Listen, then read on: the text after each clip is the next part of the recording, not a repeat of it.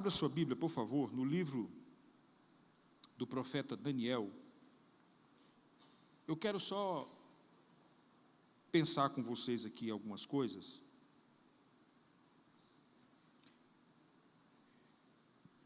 Repita comigo assim, diga assim: não siga o fluxo,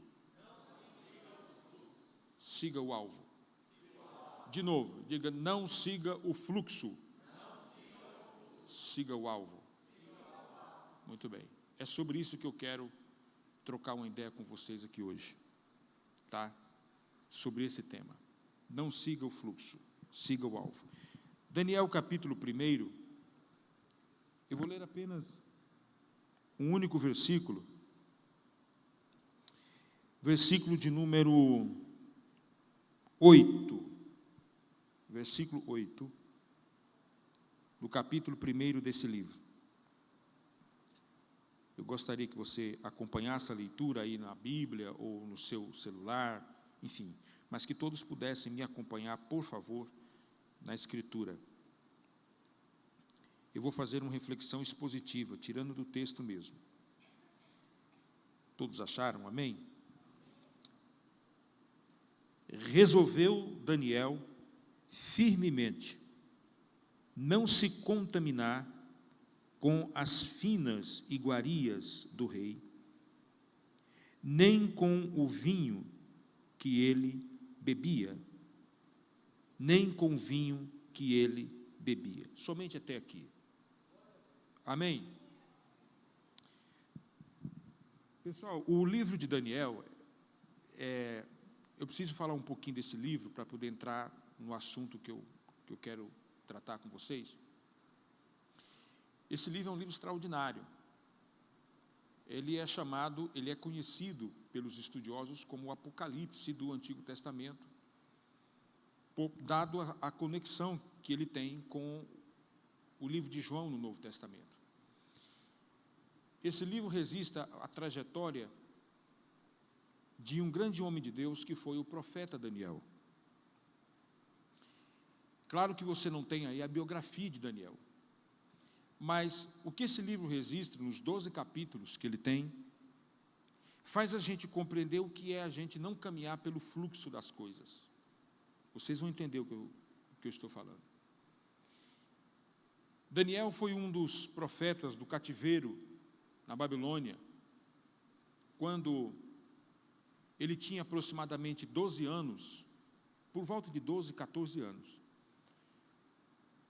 O exército da Babilônia invadiu Judá, sitiou a cidade, matou alguns, queimou as casas, destruiu completamente a cidade. Mas era costume dos babilônicos, quando eles invadiam uma determinada cidade, eles pilharem as riquezas daquela cidade e deixarem vivos algumas pessoas nobres, importantes, príncipes, escritores, cantores, artistas, músicos, alguém que tinha algum tipo de habilidade. Essas pessoas eram trazidas para a Babilônia. A Babilônia, naquela época, era a capital do mundo, império mundial. E essas pessoas eram trazidas para a Babilônia para servir em diversas áreas em que a sua habilidade tivesse. Daniel era nobre, Daniel era príncipe, ele era da descendência de Davi, ele não era sacerdote, nem escriba, mas era da descendência de Davi, da linhagem real. Portanto, ele tinha um caminho para o reinado do povo de Deus, era um nobre. E quando o rei tomou conhecimento de que ele era nobre, preservou a vida dele. Mas não apenas isso. Alguns outros qualificativos também, como, por exemplo, a aparência. Daniel era muito bonito. Os babilônicos, naquela época, entendiam que quando uma pessoa tinha uma estética muito bonita, essa pessoa tinha sido favorecida pelos deuses. Se eu estivesse vivo naquela época, eu estava lascado. Então, e mais do que isso, Daniel tinha uma capacidade intelectual, conhecimento extraordinário. Mas o que me chama a atenção na história dele é que, dentre os seus 12, 14 anos, ele passou por uma tragédia. Qual é a tragédia? De ver a sua cidade destruída, o berço onde ele nasceu, o lugar onde ele nasceu, a sua cultura, a sua família, os seus amigos, a sua história. Ele sai de Judá, ele foi para a Babilônia não como turista, não como estudante, para estudar lá, não como trabalhador, como fazemos hoje, quando saímos do Brasil, vai para outro lugar, com esse propósito. Não, ele foi para lá como cativo, preso. E quando você vai para um lugar na condição de preso, isso é completamente diferente. Imagine um adolescente de 12, 14 anos, ver a sua cidade destruída, talvez muitos dos seus familiares mortos, toda a sua história virou torrão, virou escombros, e ele tem que ser obrigado a sair da sua cidade. Não é que ele queria sair, ele é obrigado a sair e ir para um lugar que ele não conhecia. Educado na religião judaica, hebraica, educado na lei do Senhor, uma fé em Deus Jeová, uma vida absolutamente dedicada a Deus. Certamente os seus pais ensinaram a ele uma fé, a fé judaica. A sua vida era completamente atrelada a essas coisas. Ele tinha uma vida, ele tinha uma história, ele tinha um berço. Mas, de repente, tudo muda. E eu quero chamar a atenção de vocês para isso. O saudoso piloto de Fórmula 1, Ayrton Senna, ele tinha uma frase que ele dizia o seguinte, pastor Josué: na Fórmula 1 a gente trabalha com o tempo. O tempo é muito importante. Milésimo de segundo parece que é uma hora. Faz toda a diferença no resultado da corrida. Mas não é só isso, porque na vida também é assim. 1 milésimo de segundo na vida faz uma diferença.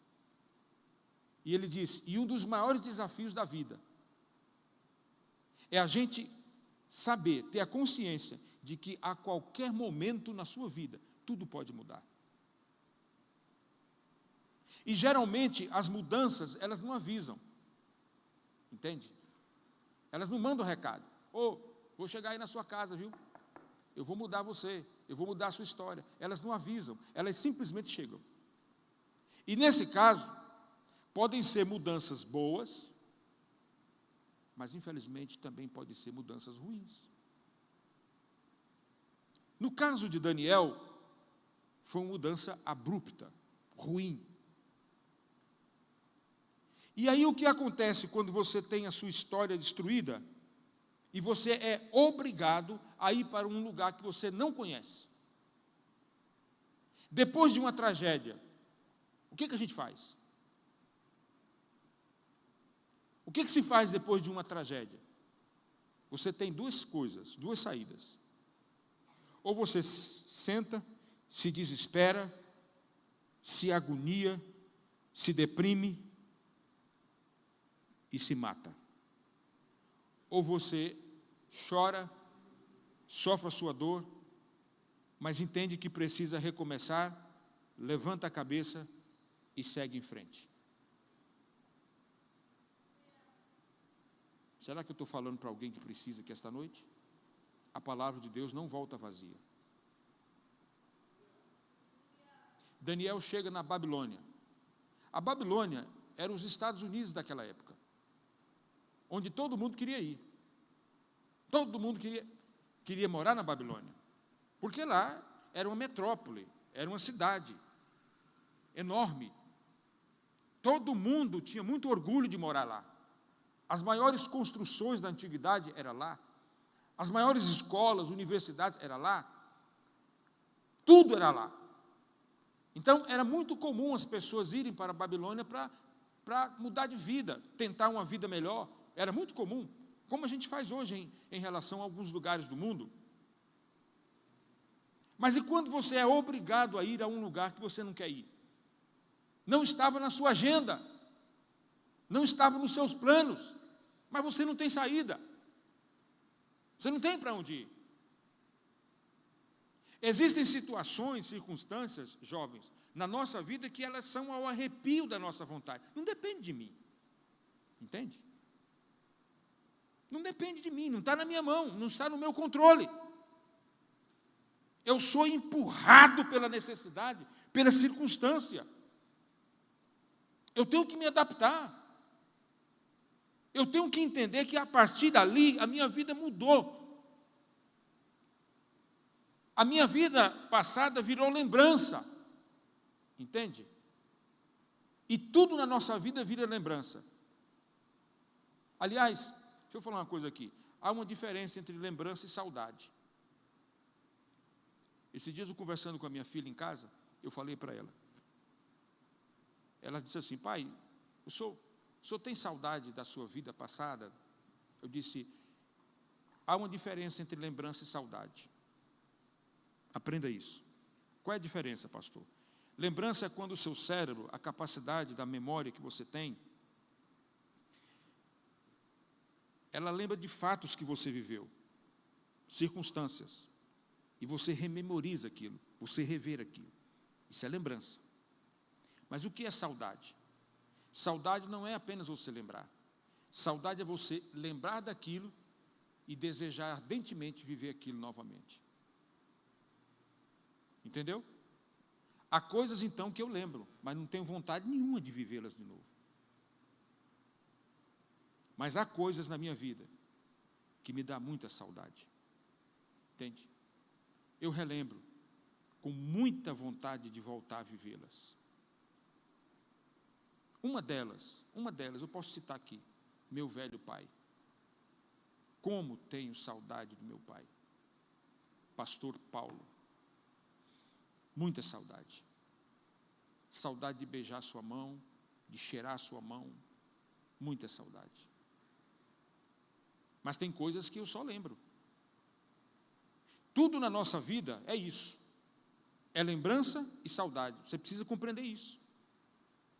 Você pode lembrar, aliás, deve se lembrar das coisas. A gente deve lembrar e fazer uma análise da vida que a gente tem hoje e perspectivar o futuro. A gente tem que ter essa leitura crítica, entendeu? Não é você viver no passado, trincado lá no passado, sofrendo com dores do passado, com situações do passado. Parece que o passado se tornou presente e está prejudicando, e vai prejudicar o seu futuro. Não, mas você lembrar da sua vida, como forma de experiência, como forma de maturação, de maturidade. Eu passei por aquilo, eu vivi aquilo, mas eu avancei, eu cresci, eu estou crescendo. Eu passei pelaquela dor, pelaquela situação, pelaquela perca, mas isso me fez bem, me fez crescer, me fez amadurecer, me fez entender as coisas, ampliou a minha cosmovisão, o meu mundo. Eu enxergo as coisas hoje numa perspectiva diferente, numa visão diferente, numa visão melhor. Isso aconteceu com Daniel. Ele chega agora na Babilônia. Agora, imagine, um jovem hebreu, nascido na cidade de Judá, criado na casa de Deus, de linhagem real, membro da igreja, desde pequeno, foi educado na fé ao Senhor, na leitura da Torá, do Talmude, dos manuscritos antigos. Para ele só existia um Deus, Jeová, o Deus criador do céu e da terra. Então, ele chegou na Babilônia com conceitos absolutamente diferentes. E agora ele chega num lugar e se choca com um ambiente absolutamente diferente. Uma cidade desenvolvida, uma metrópole, pessoas diferentes, uma linguagem diferente, uma religião diferente, costumes diferentes. E agora, o que fazer? A Babilônia, não obstante de ser uma grande cidade, mas era considerada uma cidade imoral, devassa. A história e a arqueologia comprovam isso. Os babilônicos eram uma etnia extremamente imorais. Eles tinham hábitos corruptos. A Babilônia, quase tudo lá era Deus. Plantas eram deuses, insetos eram deuses. O próprio rei Nabucodonosor era considerado a encarnação de um Deus. Eles adoravam tudo lá. E chega Daniel e os seus amigos. E como eles tinham habilidades, o rei pede que eles venham para o palácio para servir no palácio. Trabalhar ao lado do rei, ficar ao lado do rei, servir o rei. E aí, a vida, o dia a dia na Babilônia, obriga eles a ter que adaptar a sua vida. A cultura deles, tudo que eles aprenderam lá em Judá, agora eles tinham que mudar tudo. Porque o que acontece quando você chega numa terra que você não conhece? Na missiologia a gente chama isso de, e na sociologia também, a gente chama isso de choque transcultural, que é a mudança de uma cultura para outra, tendo em vista todas as nuances e as características que aquela cultura tem, contrária à sua. Eu passei por uma experiência, não sei se eu já contei isso aqui, mas eu passei por uma experiência, pastor José, interessante. Eu visitei uma cidade na Bolívia, alguns anos atrás, chamado Oruro.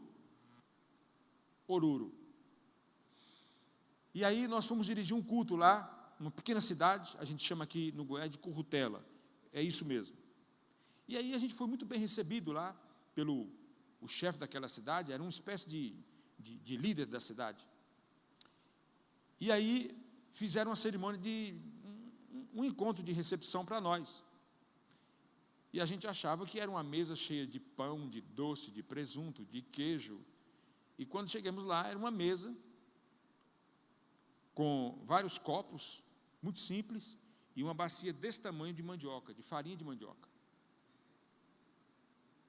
Mas não tinha, farinha mesmo, só farinha, não era bolo, não era tapioca, não era nada disso, porque se fosse para mim era uma bênção, não é? Aquela baciona enorme. Aí quando foi na hora a gente fez uma roda assim em volta da mesa e eles foram nos recepcionar. Sabe qual era a forma deles recepcionarem? As pessoas do lugar da cidade jogavam um pouco de farinha nas suas bocas, comprimia aquela farinha e dava para a gente comer.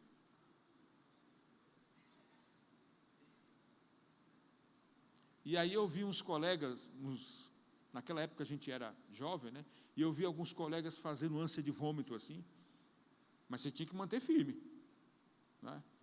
Aí chegou em mim, eu pensei assim, o que vai acontecer, né? O que vai acontecer é que eu comi. Peguei lá e, não, sabe? Esse negócio de ficar pensando, não dá certo, né? Se tem que comer barata, come logo, joga logo na boca e come. Viu, Josué? Ué. Uma experiência que eu vivi, muito simples, mas é estranho. Outra cultura, outro lugar. Então, o que você tem que fazer? Mas aí, aquele que serve a Deus, aquele que conhece o Senhor Jesus, aquele que conhece o Senhor Deus, ele sabe, ele conhece exatamente o limite entre a sua fé e os costumes humanos. Quando eles chegaram e viram a Babilônia, como que era a vida das pessoas, o jeito das pessoas, aquele tanto de deuses na cidade, quando eles viram isso, eles tomaram uma decisão. Olha o que o texto diz aí. Eu gostaria que você olhasse para a palavra. Olha o que diz o texto, o início do texto. Resolveu Daniel, o quê? Firmemente, a minha versão. Decidiu. Qual foi a decisão que eles tomaram? Não se contaminar. Eles consideraram os costumes da Babilônia como contaminação. É o que diz o texto. Eles consideraram todas aquelas tradições, o costume deles, a comida deles, como contaminação. Eles tiveram essa consciência. E Daniel, junto com seus companheiros, 3 deles, Ananias, Misael e Azarias.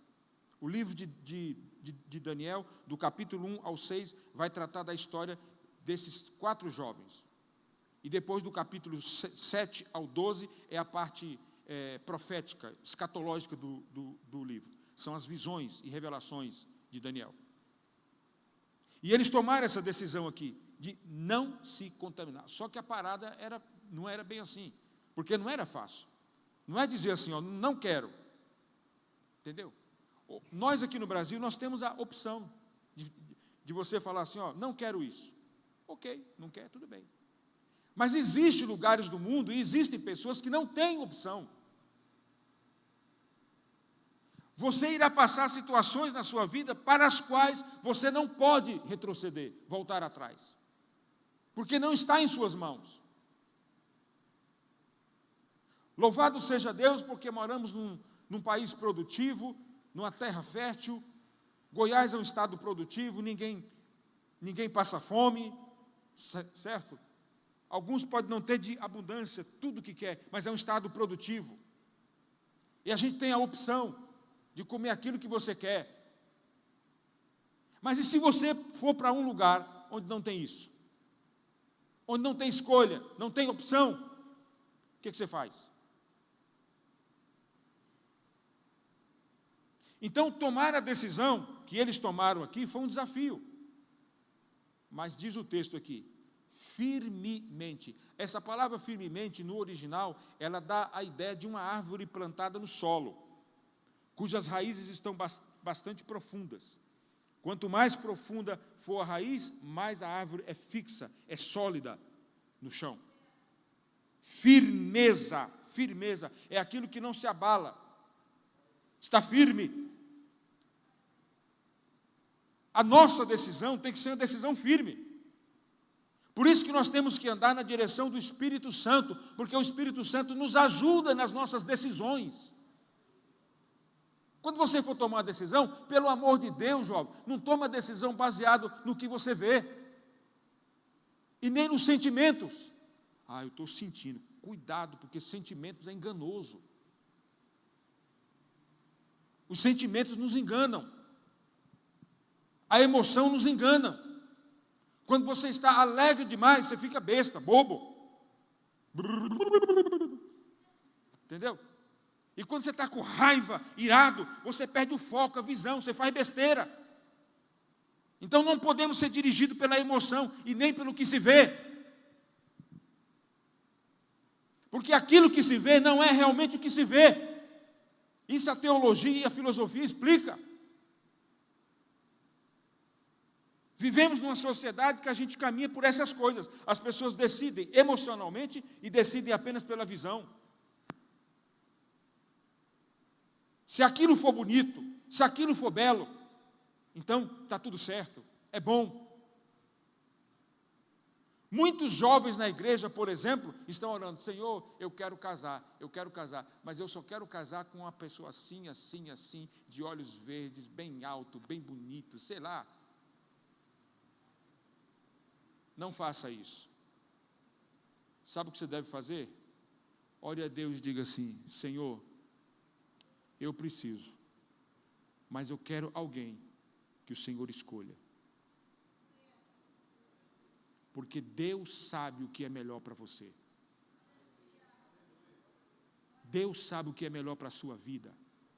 O Espírito Santo vai te dar a direção certa para você tomar a decisão. Agora, tem um detalhe, tem que ser uma decisão firme. Eles tomaram essa decisão. Qual foi a decisão?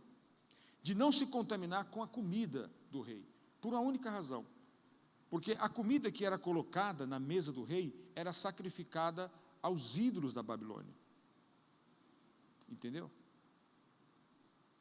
E no Antigo Testamento, na lei do Antigo Testamento, havia a questão da dieta dos hebreus. Vocês sabem que judeu não come qualquer coisa. Quase tudo que nós, por exemplo, quase tudo que nós brasileiros comemos, para o judeu é impuro. Entendeu? Para eles são impuros. O judaísmo tem uma dieta rigorosíssima. E se eles comessem, eles estariam quebrando isso aí. E o jovem hebreu, educado na lei, jamais quebraria nenhum parâmetro da lei. E eles tomaram a decisão de não participar daquilo, do banquete.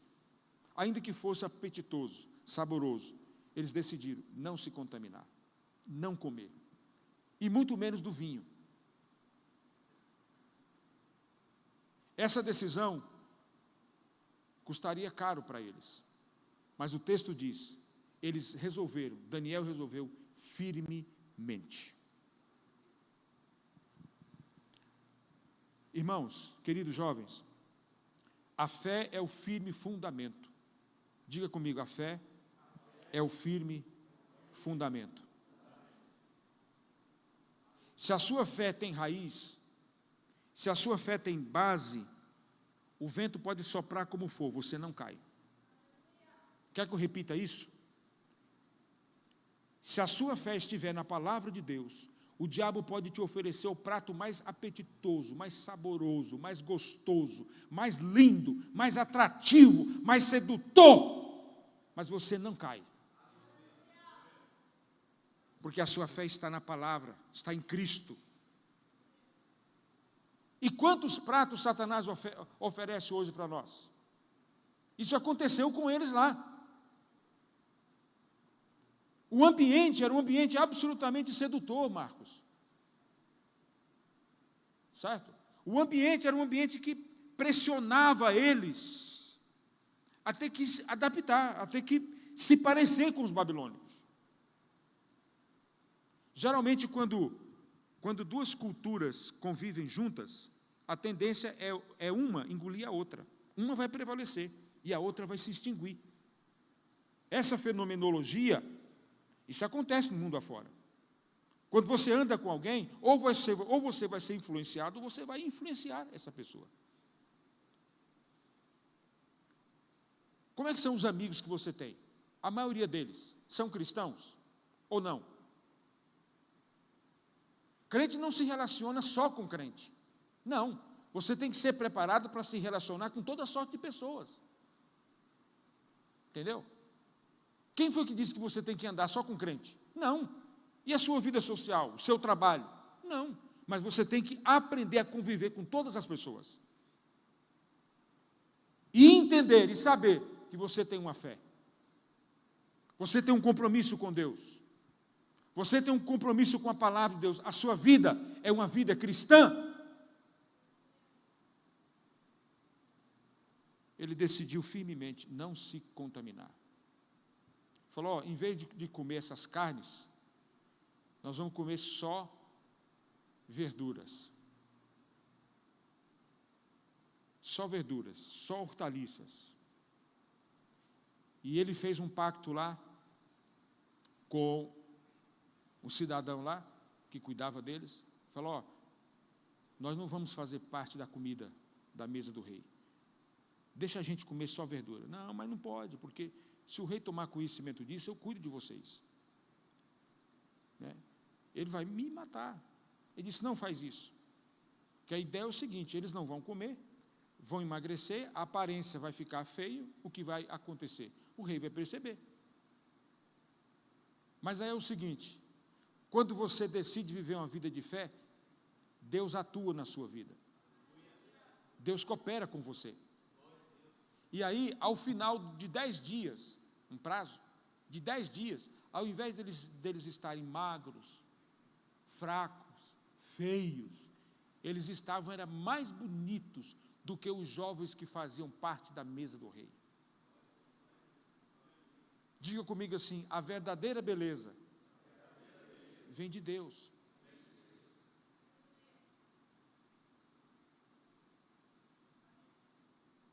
A Bíblia diz que os olhos são a lâmpada do corpo.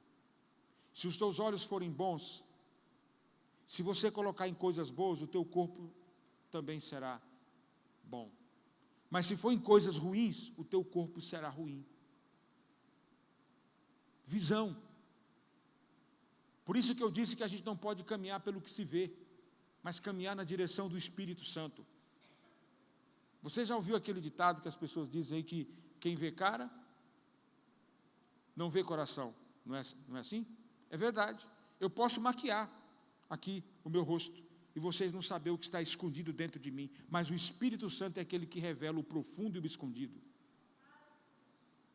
Entendeu?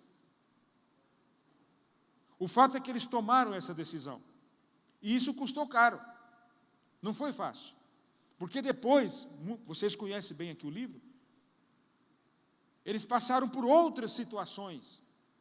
Daniel foi lançado numa cova, os 3 jovens foram lançados numa fornalha de fogo, exatamente por causa da sua fé, pela decisão que tiveram de ser fiéis a Deus. Ser fiel. Ser fiel. A decisão de um jovem cristão não é ser feliz, é ser fiel. A decisão de um jovem cristão não é ser próspero, é ser fiel. A fidelidade parece que está sendo um conceito ultrapassado na nossa sociedade. Sabe? Porque o lindo é o camarada ter várias mulheres. O bonito é o camarada trair a esposa.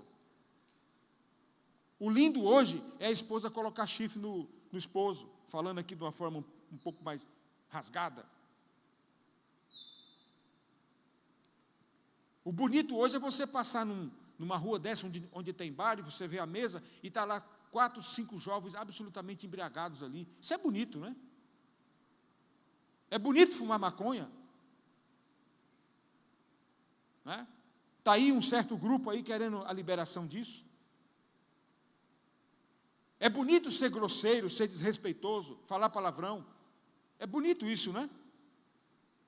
Percebe como o comportamento hoje no mundo é glamorizado? O pecado hoje é glamorizado.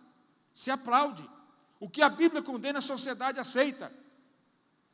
O que a Bíblia condena, a sociedade aplaude. O diabo está nisso. Deus não está nisso. A Bíblia nos ensina e nos chama a atenção para sermos fiéis, luz nas trevas. Se você é luz, então a sua fé deve estar firmemente enraizada na palavra de Deus. Entende, pessoal? Tem gente trocando a sua fé por coisas tão pequenas. Entende? Tem gente trocando o seu ministério, jovens, trocando o dom que Deus deu por prazeres, sabe, que passam tão rápido. Qualquer prazer humano passa rápido, é passageiro. Entendeu? E tem gente trocando a fé do Senhor Jesus por isso. Olha o exemplo aqui, ó. Decidiu firmemente não se contaminar. A nossa vida espiritual, e eu estou caminhando para encerrar aqui, é como fluxo. O que é fluxo? O fluxo é tudo aquilo que vai numa direção só. Entende? Nós vivemos hoje no fluxo. Qual é o fluxo? É o fluxo da sociedade moderna, com os seus conceitos, com as suas ideologias, etc, etc. Está uma multidão seguindo esse fluxo. E a tendência das pessoas é seguir o fluxo. Porque o mundo está mudando, o mundo está se modernizando, o mundo globalizado, a tecnologia, as redes sociais, a internet, etc, etc. Então, o fluxo do mundo está acompanhando. O mundo está se tornando, ao invés de ser vários países, está se tornando uma única aldeia. Então, a gente está dentro de um sistema que é sob pressão. Nós somos pressionados todos os dias a caminhar no fluxo dessas coisas. Entendeu? Sem contar de que as leis das quais nós somos hoje submissos, está nos empurrando a ter que mudar a nossa prática, os nossos hábitos. Nosso país ainda é um país democrático, mas até quando isso? Não é? Do jeito que a coisa anda aí, até quando vai?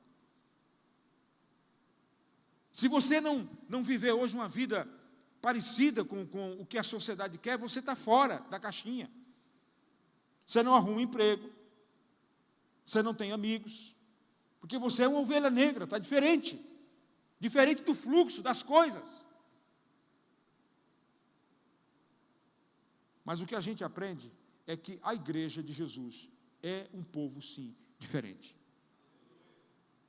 Entendeu?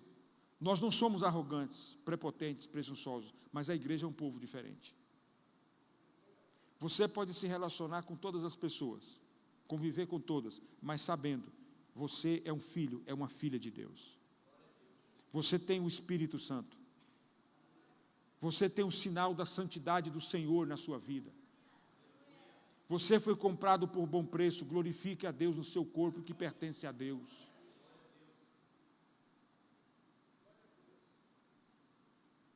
É muito comum você ouvir alguns jovens falarem assim para o pai e a mãe: ah, mas o corpo é meu, eu faço o que eu quero. Nós aprendemos na palavra de Deus que o corpo não é nosso. O corpo é templo do Espírito Santo. Templo de quem? Do Espírito Santo. Então não é meu, é templo do Espírito. E o Espírito habita em mim, ele mora em mim. Como é que ele vai morar num templo sujo, quebrado, amarrotado, fétido? Não. Por isso que eu tenho que ser diferente. Nós não servimos a um Deus que é um Deus de todos. Nós servimos a um Deus que nos escolheu como povo seu, particular tesouro. É a igreja, é você e eu. Eu sou membro desse corpo. E se eu quero seguir a Cristo, eu tenho que entender que eu não posso me contaminar. Entende? Sabe o problema do pecado? O problema do pecado é que o pecado é bom. O pastor Antônio Gilberto fala isso no estudo dele. O problema do pecado, da gente lidar com ele, é porque ele é bom. O pecado é bom. Ele é prazeroso. Quem foi que disse que o pecado não é prazeroso? É prazeroso. Toda prática pecaminosa, as pessoas praticam por prazer. Só que é um prazer que não é certo. Porque nem tudo aquilo que me dá prazer é certo. Há coisas que me dão um extremo prazer, mas não é certo. E eu, como cristão, como servo de Deus, como filho de Deus, eu preciso entender isso. Alguém me convida para algum lugar, eu digo: não, eu sirvo ao Senhor Jesus. Alguém me convida para um show mundano, secular, você vai fazer o que num show mundano, irmão?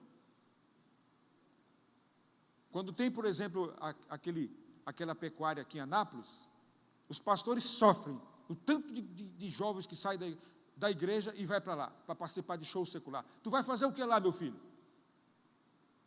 Tu vai colocar o nariz lá, fazer o quê? Aquilo lá não é para você. Deus já tirou você de lá. Você tem um selo, entende?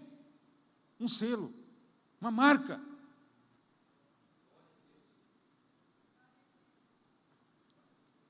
Eu posso contar uma experiência, rapidão? Posso contar? Quem me conhece já sabe que eu sou cheio das historinhas. Eu tinha 18 anos, eu sou filho de crente, nasci praticamente na igreja. Mas um dia eu fui convidado para um show, lá no Vale do Anhangabaú, em São Paulo. Quem conhece São Paulo sabe, o Vale do Anhangabaú é um local de muitos shows lá. E aí uns amigos de estudo, tal, de trabalho, me convidaram. Eu falei: eu vou. Fui. Cheguei lá, aquele ambiente barulhento, e gente fumando, e gente com lata de cerveja na mão. E eu olhei aquele ambiente, eu falei: aqui não é para mim, não. E quando eu estava ali, de repente passou na minha frente duas jovens. E quando elas passaram na minha frente, uma delas caiu no chão. Sabe como? Possessa. Na nossa frente, assim. E ela já caiu toda torta, assim, ó. Eu, como filho de pastor, eu já sabia o que era. Mas os que me levaram para lá não sabiam. Oh, a menina ficou doida, olha lá, ficou doida, está tendo convulsão, vamos levar para o hospital. Mas eu já sabia o que era. O que aconteceu é que aquela menina olhou para mim, virou na direção onde eu estava, no meio daquela multidão, olhou para mim e com a voz meio cavernosa, falou para mim: o que você está fazendo aqui? Eu conheço você. Aí naquela hora o bestão aqui, o idiota aqui, o imbecil, caiu em si. Os que estavam comigo lá até disseram assim: você conhece essa menina? Eu disse: eu nunca vi essa menina. Conhece sim, que ela falou que te conhece. Aí como é que eu vou explicar o que é possessão? Cheguei em casa, naquela noite, contei para o meu pai a experiência. E meu pai falou assim para mim: vai de novo lá, seu besta, seu abestado. Sabe por que isso aí? Porque você é luz. A luz não caminha com as trevas. Se a gente chegar aqui e tiver tudo escuro, mas se você acender uma luz dessa, ela vai clarear. Ela pode não iluminar todo o ambiente, por não ter potência para isso, mas ela vai clarear. Você não pode, mas o Espírito que está em você pode. Você pode não mudar o mundo, mas você pode mudar o mundo que há em você, o seu mundo. Porque você tem o Espírito Santo. E o Espírito Santo, e quem tem o Espírito Santo faz toda a diferença. Oh, aleluia. Levante a sua mão assim ao céu. Diga assim: Espírito Santo, esta noite eu compreendo que não posso me contaminar. Me ajuda nas minhas fraquezas. Aleluia. Ele decidiu firmemente não se contaminar. Essa é a sua decisão? É o que você deseja? Servir a Deus? Ser fiel ao Senhor? Servir no ministério que Deus te chamou? Seja cantar, seja pregar, seja liderar? Estar na casa de Deus? Jamais passar pela sua mente e sair aqui desse lugar? Estar aqui na casa de Deus? Pastor, mas na igreja tem problema. Onde é que não tem problema, irmão? Se na igreja é o lugar que não deveria ter, tem. Se você sair daqui, tu vai para onde? Só tem um lugar que não tem problema, é o céu. Só que a gente ainda não chegou lá. Vamos chegar. Mas enquanto a gente não chega lá, a gente tem que ir lutando aqui, batalhando aqui. Tendo essa consciência, eu não posso me contaminar. Amém? Fique de pé em nome do Senhor Jesus. Glória a Deus.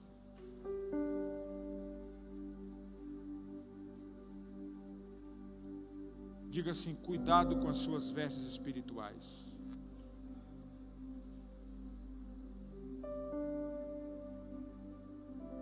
O Espírito Santo torne essa palavra clara para vocês aqui esta noite. Daniel venceu. Sim ou não? Venceu.